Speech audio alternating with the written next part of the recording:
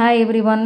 இன்றைக்கி நம்ம ஆந்திராக்காரரை போடுற ஆவக்காய் ஊறுகாய் அதே ஸ்டைலில் நான் உங்களுக்கு வீடியோவாக எடுத்து காமிச்சிருக்கேன். இது கட்டாயம் உங்களுக்கு எல்லாருக்கும் யூஸ்ஃபுல்லாக இருக்கும். இது பாருங்க, ஒரு 10 நாள் ஊறி எப்படி எண்ணெயெல்லாம் மேலே வந்து அப்படியே ஜம்முன்னு ரெடி ஆகிடுது இந்த ஊறுகாய். இதை நான் பாட்டிலில் இப்போ ஸ்டோர் பண்ணிட்டேன்.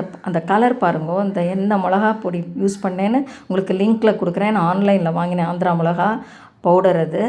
இது வந்து நல்ல வெந்தயம்லாம் ஊறி மேலே வந்து ரெடி ஆகிடுது. இப்போ நான் இதை பாட்டிலில் ஸ்டோர் பண்ணிட்டேன். இந்த மாதிரி ரெடியான அப்புறம் நம்ம இந்த மாதிரி ஏர்டைட் கண்டெய்னரில் வச்சுட்டோன்னா ஃப்ரிட்ஜிலலாம் வைக்க வேண்டாம். ஒரு 3 வருஷம் கூட இருக்கும். இது பாருங்க, இந்த 10 நாளில் எப்படி எண்ணெய் மேலே வந்து அப்படியே ஊறி நல்லா ரெடி ஆகிடுது. அந்த கலரும் பாருங்க, இந்த ஆந்திரா மிளகா தூள் போட்டால் தான் உங்களுக்கு இந்த மாதிரி ஊறுகாய் கிடைக்கும்.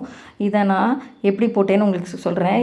முதல்ல மாங்காய் வாங்கும்போது ஒரு பாத்திரத்தில் தண்ணி எடுத்துன்னு போய் அந்த மாங்காயை நல்லா அலம்பி ஒரு ட்ரை துணியால் தொடச்சி கட் பண்ணி வாங்கிட்டு வந்துட்டேன். உங்களால் முடிஞ்சால் அப்படி பண்ணுங்கோ. இல்லைனா வீட்டில் ஒரு ஈர துணியால் நல்லா தொடச்சிருங்கோ, இல்லைனா கெட்டு போயிடும். இப்போ பாருங்கோ, நான் கட் பண்ணி வாங்கிட்டு வந்ததுனால அலம்பிட்டு அப்படியே காய போட்டுட்டேன் ஃபேன் அடியில் 2 மணி நேரம். இப்போது ஏன்னா இது காஞ்சாதான் இந்த மாதிரி கொட்டையெல்லாம் இருக்கும், அதெல்லாம் எடுக்க வந்துடும். அப்புறம் இந்த ஓட்டில் இந்த மாதிரி மெல்லிசாக ஒரு தோல் ஒட்டின்னு இருக்கும், இந்த மாதிரி ஓட்டு மேலே, அதெல்லாம் எடுத்துடணும். இதெல்லாம் எடுத்து நம்ம நல்லா க்ளீன் பண்ணிவிட்டு அதுக்கப்புறம் தான் ஊறுகாய் போடணும். ஒவ்வொரு துண்டத்தையும் நீங்கள் செக் பண்ணி எடுத்துடணும். ஒவ்வொரு இதுலேயும் ஓடு இருக்க மாதிரி பார்த்து கட் பண்ணி வாங்கிக்கோங்க. இப்போ இது ரெடியாக இருக்குது போடுறதுக்கு. இப்போ நான் என்னெல்லாம் யூஸ் பண்ணி போட்டேன்றதை உங்களுக்கு சொல்கிறேன். எல்லோரும் ஸ்கிப் பண்ணாமல் பாருங்கோ. இப்போ நான் வீட்லேயே கடுகு நல்ல மிக்சியில் நைஸாக அரைச்சிருக்கேன். இதை பாருங்க, இந்த மாதிரி நைஸாக அரைக்கணும். அப்புறம் கல் உப்பு தான் வாங்கினேன். கல் உப்பு கொஞ்சம் கசிஞ்சா மாதிரி இருந்தது ஈரமாக, அதனால் அதை நல்லா பவுடர் பண்ணிவிட்டு வறுத்துட்டேன். இப்போ பாருங்க, ஃப்ரீ ஃப்ளோ சால்ட் மாதிரி ஆகிடுது. இப்போ நான் யூஸ் பண்ண சில்லி பவுடர் இது தான், ஆந்திரா ஆவக்காய் சில்லி பவுடர். இது 3 மேங்கோன்னு பேர் இந்த பிராண்டு. இதை நாங்கள் உங்களுக்கு டிஸ்கிரிப்ஷன் பாக்ஸில் கொடுக்குறேன். இது ஒரு கைப்பிடி கருப்பு கொண்டு கடலை எடுத்து வச்சுருக்கேன். அதுக்கப்புறம் வெந்தயம் 50 கிராம் எடுத்து வச்சுருக்கேன். அதுக்கப்புறம் 1 லிட்டர் நல்லெண்ணெய் செக்கில் ஆட்டினது எடுத்து வச்சுருக்கேன். நான் உங்களுக்கு அளவெல்லாம் அப்புறமா சொல்கிறேன், நீங்கள் பார்த்துக்கோங்க, பார்த்து செக் பண்ணிட்டு போடுங்க. இப்போ இந்த மாதிரி பாத்திரம் எவர்சில்வரில் தான் நான் போடுறேன். சில பேர் பிளாஸ்டிக்கில் போடுறேன், நான் அது மாதிரி பண்ணல, எவர்சில்வரில் தான் நான் எப்பவும் போடுவேன். இதை மாதிரி காய வச்சு எடுத்துக்கோங்க. இந்த மாதிரி ஒரு பாத்திரத்தில் அளந்துக்கோங்க, அப்போ தான் கரெக்டாக இருக்கும். மாங்காயும் மற்ற பொருளையும் இந்த மாதிரி அளந்துக்கணும். இப்போது நம்ம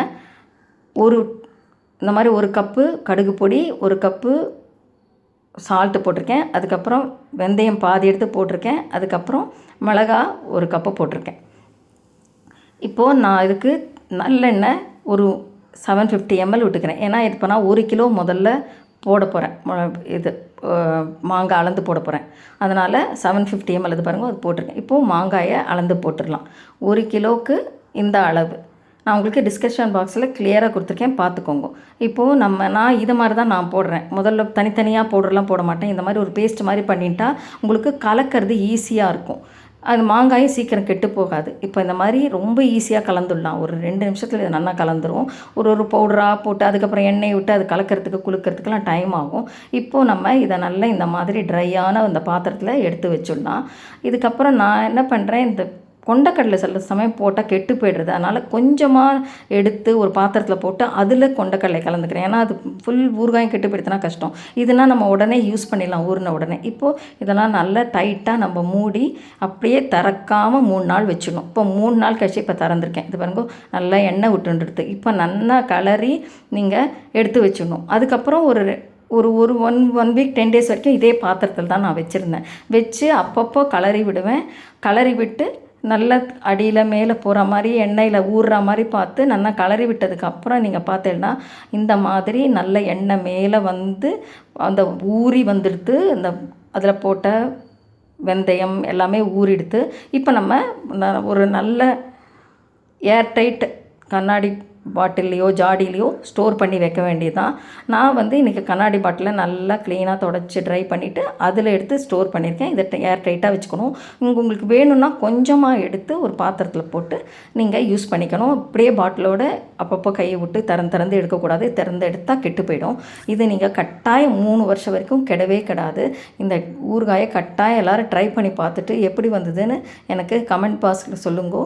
இது பாருங்கோ, எவ்வளோ 10 நாள் கழித்து ஊறின ஊறுகாய் எப்படி இருக்குது பாருங்க, அதே ஆந்திரா ஸ்டைல். இதுக்கு வந்து நீங்கள் டிஸ்கிரிப்ஷன் பாக்ஸில் அந்த அளவெல்லாம் ஃபாலோ பண்ணி கட்டாயம் பண்ணுங்க. இந்த வீடியோ பிடிச்சிருந்தால் லைக் பண்ணுங்க, ஷேர் பண்ணுங்க.